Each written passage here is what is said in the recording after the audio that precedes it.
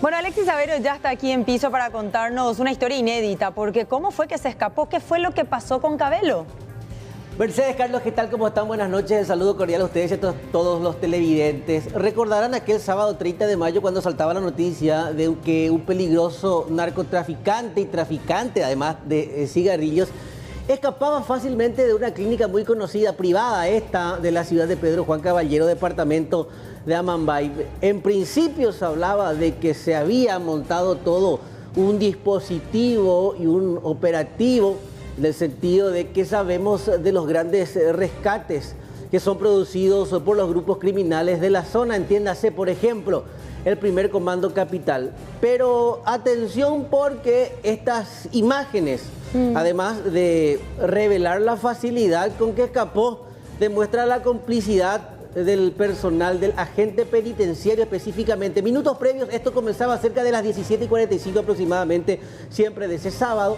Supuestamente él fue internado el día previo para una intervención quirúrgica. Pero él está caminando. A partir de ese momento ya el procedimiento es nulo en cuanto a los procedimientos judiciales, evidentemente. ¿Por qué? Se ingresó a la clínica sin una orden. Es decir, no había una orden judicial que lo habilite a él para que finalmente pueda ser intervenido quirúrgicamente. No tenía por qué estar allí. Él no tenía por qué estar allí. Entonces hablamos ya de que, bueno, la complicidad parte ya desde las autoridades penitenciarias específicamente, porque él sale de la cárcel, evidentemente, sí, con el argumento de que debe ser sometido a una intervención quirúrgica. Claro, con una supuesta orden que no existía. Eso ocurría el viernes. Si esto hablamos de que fue el 29 de mayo, aquel 28 específicamente. Sí. 24 horas después se produce esta escena, una conversación con, y según podemos observar y en base a la insignia, el agente penitenciario a cargo de su custodio. Hay una conversación. Parece más su secretario que su custodio. Y fíjate vos que de repente hasta parece imperativo cuando sí, se dirige a él, como dándole órdenes con la mano. Y eso se puede entender con el lenguaje corporal, por lo menos eso nosotros suponemos entender. Después ingresa nuevamente a esa sala, pero atención, si bien hablamos de complicidad, evidentemente él tenía que pasar desapercibido una vez que sale a la calle. ¿Y cómo hace para pasar desapercibido? Ya verán en las siguientes imágenes, 18:45 aproximadamente, se abre la puerta. Equipo de protección. Fíjate vos. Tipo COVID. Equipo COVID de prevención. Cirujano, acaba de salir una operación. Totalmente y vestido. Realmente se trata de una operación, Carlos. Sí, pero a la calle salió así. Sí, o sea, está por la bien puerta grande. Como manejo interno que tengan el equipo, pero a la calle no suelen salir tampoco los médicos así. ¿Quién es Cabello mexicano? ¿Quién es? Kelvis Rodríguez Fernández, un capo narco.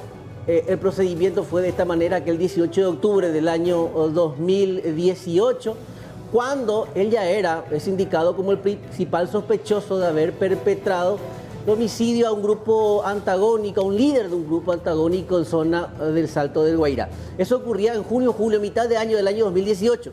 Él, siendo principal sospechoso de este crimen, finalmente es investigado por agentes tanto de la Policía Nacional, el personal de homicidios, y evidentemente sus pasos eran seguidos por la Secretaría Nacional Antidrogas.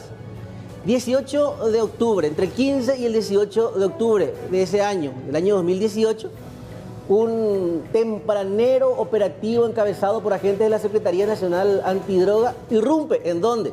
Una lujosa vivienda de Pedro Juan Caballero. Me acuerdo. Él estaba viviendo de manera campante cuando fue detenido en compañía de su esposa en aquel entonces.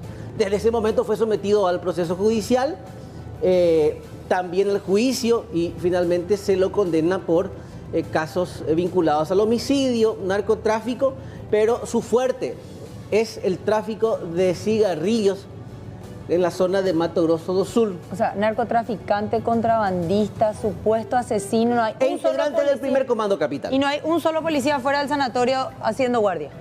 Porque él sale caminando. En lo que se hablaba inclusive de afianzar la seguridad.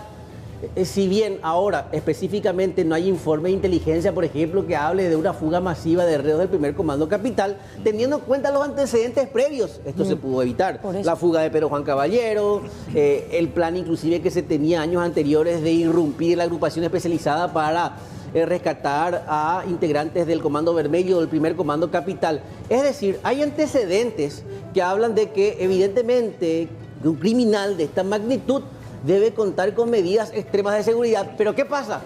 Él se fue al consultorio sin una orden judicial. A partir de ese momento ya hablamos inclusive de toda irregularidad, evidentemente. Claro, de hecho que hay un certificado médico que habla de una urgencia quirúrgica, que ya no existe.